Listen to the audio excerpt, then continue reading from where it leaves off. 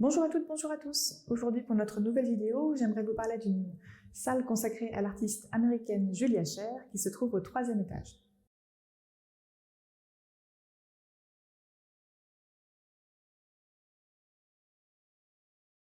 Julia Scher, c'est une artiste qui est née à Hollywood en 1954 et qui vit et qui travaille en Allemagne actuellement. Ce qui est intéressant avec l'artiste, c'est qu'elle fait des études en école d'art et en université, et puis elle commence sa vie professionnelle en tant qu'employée de sociétés de surveillance, vidéosurveillance, mais aussi le début de la cybersécurité. Et pendant ces années dans lesquelles elle est employée, elle acquiert un certain nombre de compétences techniques dont elle va se servir abondamment ensuite dans sa production artistique, qui démarre plutôt dans les années 80, fin des années 80. Et elle se sert évidemment de l'institution culturelle qui a déjà en elle-même ces composantes-là de surveillance et de protection, avec du personnel de surveillance, avec des systèmes d'alarme, des systèmes de vidéosurveillance et caméras. Et pour infiltrer cette organisation-là de manière un peu critique, mais humoristique toujours. Julia Scher, c'est quelqu'un qui a des sujets de prédilection sur ces questions-là, évidemment, sur la question de la surveillance et de la protection, mais aussi sur l'ambiguïté de ces termes-là. Elle attaque aussi des problématiques liées au féminisme et à des valeurs de pouvoir, en essayant de toujours placer la figure féminine au centre du pouvoir. Et elle joue toujours avec une forme de légèreté et avec une forme de dérision. Elle tourne en dérision tous ces systèmes-là pour mieux les contredire. Dans sa production, il y a évidemment l'utilisation des outils qu'elle connaît très bien, qui sont les caméras, mais il y a aussi des formes un peu plus subtiles de messages et d'interaction avec les visiteurs qui va jouer sur ce fil ténu entre protection, surveillance, consentement, enregistrement de données avec le concours ou à l'insu des personnes. Et le musée, en l'occurrence, lui sert d'un terrain de jeu qui est vraiment très propice à ça. Ce dont j'aimerais vous parler plus spécifiquement aujourd'hui, c'est de la présence de ces deux sculptures devant moi.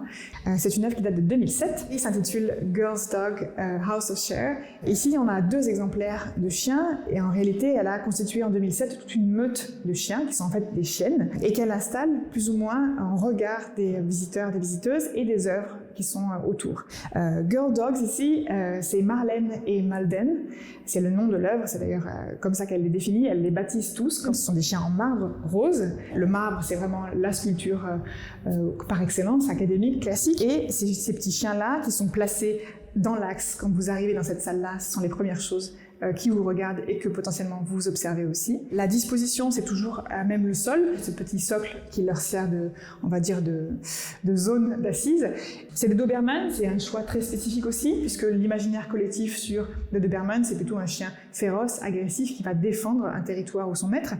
Or, c'est peut-être un petit peu exagéré, puisque c'est plutôt une construction, on va dire, sociétale de l'identité de ce chien. Très puissant, c'est vrai, mais plutôt très loyal et plutôt très affectueux. L'origine du Doberman, a priori, c'est 1870, c'est un monsieur Doberman, qui est en fait collecteur d'impôts et qui veut protéger le corps de métier des brigands qui les détroussent assez régulièrement et qui donc munit les équipes de collecteurs d'impôts de chiens puissants, qui est un croisement de races en fait, qui donne lieu à la race des Doberman. Ce sont des chiens qui sont vraisemblables, qui sont assez naturalistes. Ça, c'est vraiment intéressant puisque comme l'artiste se questionne sur ces sujets, cette problématique de la surveillance qui est intrinsèquement liée à la question de la confiance aussi. Protection, c'est lié à une forme de confiance et de crédit qu'on donne à l'outil ou à la personne qui va nous surveiller. Ici, les chiens sont vraisemblables. Ils sont d'ailleurs relativement échelle 1 puisqu'ils sont à 75 cm et c'est la taille d'un chien adulte au garrot de ce type-là. Et ici, dans la représentation que donne Julia Scher, on a à la fois un chien qui est plutôt effectivement un peu imposant, un peu massif comme ça, mais qui est dans une attitude plutôt très tranquille, très passive, très hiératique. Le regard est assez doux et d'ailleurs les traits, quand on regarde plutôt la tête de ces chiens, le museau, les traits sont plutôt félins que canins. On a presque l'impression d'avoir des chats égyptiens qui sont gardiens du temple plutôt qu'un chien qui va être à l'attaque. Ça c'est vraiment intéressant parce que certains des attributs, le collier par exemple, certains des chiens ont des pupilles très noires, des colliers d'autres non, vont rejouer un petit peu cette question de la véracité et en même temps il va y avoir une sorte d'hybridation d'arrondissement un peu des angles et des volumes de ces chiens-là pour les rendre une sorte de douceur assez ambiguë, qui va rejouer en fait ce qui est déjà dans l'œuvre de Julia Scher. Et cette ce semblant, ce faux semblant, il vient être redoublé et incarné par la voix qui nous accueille dans la salle quand on arrive, qui est une voix féminine, qui est en version anglaise la voix de l'artiste et en version française la voix d'une comédienne genevoise, Rachel Gordy, et qui donne des éléments très intéressants sur justement l'ambiguïté de ces termes-là. Welcome. To Mamco, welcome. Your presence is important to us here at Mamco. Welcome this year. All welcome today at Mamco. Vous avez peut-être entendu la question de la bienveillance. Vous êtes les bienvenus dans un musée. On est très heureux que vous soyez là. Vous êtes sous surveillance et c'est une bonne nouvelle que vous soyez sous surveillance. Ça, c'est des questionnements, comme je vous disais, ambigus, mais en même temps qui intéressent beaucoup l'artiste, puisque dans toutes ces nuances-là, on a la relation de pouvoir qu'une autorité exerce sur un individu, mais aussi la manière dont un individu peut se saisir et renverser sur cette relation de pouvoir. Vous avez la notion du choix qui est donnée dans la bande audio, dans les différents itinéraires, vous pouvez demander de l'aide et vous pouvez reprendre un peu les éléments de votre capacité de décision. Et en même temps, vous avez cette voix doucereuse, un peu désincarnée, comme on entend dans les halls de gare, dans les grandes surfaces par exemple, qui vient être un peu douce, comme ça, posée, comme si elle voulait être comme si elle voulait être réconfortante ou apaisante, alors qu'elle vous donne des éléments de contrainte finalement, d'autorité. Et ça, c'est quelque chose dont l'artiste se saisit pour questionner aussi notre rapport au monde et notre participation, volontaire ou non, à ce genre de dispositif. Actuellement, ça fait un écho évidemment très fort à la situation sanitaire dans laquelle nous vivons depuis 2 ans maintenant, et à toutes les différentes choses auxquelles nous avons dû nous adapter et auxquelles nous avons consenti pour regagner en liberté. Pour cette série de sculptures, là on est en 2007, mais la production de Julia Scher, elle est antérieure, elle commence, je vous l'ai dit, aux années 80.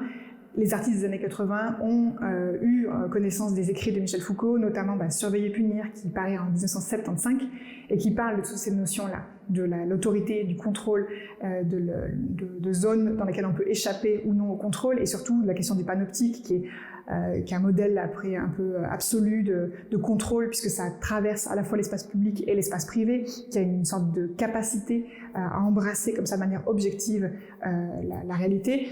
Et cette question de l'objectivité, on l'a évoqué déjà avec la véracité aussi, notamment dans les productions, mais les années 80, c'est vraiment l'émergence des nouveaux médias, de l'utilisation des nouveaux médias dans la production artistique.